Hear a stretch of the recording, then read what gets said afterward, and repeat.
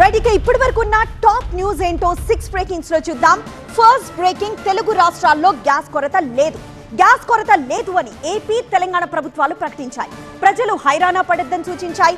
Gas booking కు గడువు 35 రోజులకు పెంచారన్న ప్రచారం పూర్తిగా అవాస్తవమని కేంద్రం కూడా ప్రకటించింది. సో బేఫికర్ గా ఉండండి.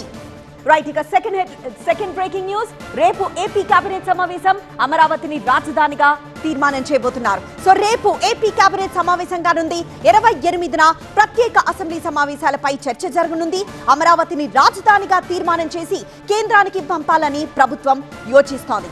ఇక థర్డ్, చంద్రబాబు క్రెడిట్ చోరీ ఆగడం లేదు అంటున్నారు జగన్. చంద్రబాబు క్రెడిట్ చోరీ ఆగడం లేదు అంటున్నారు వైసీపీ అధినేత జగన్. స్టీల్ ప్లాంట్ విషయంలో క్రెడిట్ చోరీకి పాల్పడ్డారన్నారు ఆయన. ఇక ఫోర్త్ వన్, ఇప్పసారాపై తెలంగాణ అసెంబ్లీలో గందరగోళం. ఇప్పసారాపై తెలంగాణ అసెంబ్లీలో కాసేపు కాంగ్రెస్ బీజేపీ మధ్య గొడవ జరిగింది. ఇప్పసారా తయారు చేస్తే ఇందిరమ్మ పేరు పెట్టద్దు అన్న రాకేష్ రెడ్డి వ్యాఖ్యలపై మంత్రి పొన్నం ఆగ్రహం వ్యక్తం చేశారు. సారా గురించి మాట్లాడుతూ ఇందిరమ్మ పేరు తీయడం సరికాదన్నారు.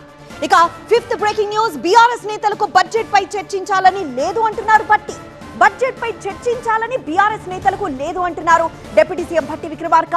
బడ్జెట్ ప్రవేశపెట్టిన రోజు పేపర్లు చింపేశారన్నారు. ఫైనల్ గేమ్ ను బీఆర్ఎస్ నేతలు అప్పుడే ఆడేశారన్నారు. ఇక లాస్ట్ బ్రేకింగ్ న్యూస్, సిద్దిపేటలో ఎవరో ఎందుకు, రేవంతే పోటీ చేస్తే పోలా అంటున్నారు హరీష్ రావు. సో సిద్దిపేటలో కాంగ్రెస్ అభ్యర్థిని గెలిపిస్తే మంత్రిని చేస్తానన్న సీఎం వ్యాఖ్యలకు కౌంటర్ ఇచ్చారు హరీష్ రావు. సిద్దిపేటలో ఎవరో ఎందుకు, రేవంతే పోటీ చేయాలన్నారు హరీష్ రావు. ఇవి ఇప్పటి వరకున్న 6 బ్రేకింగ్స్.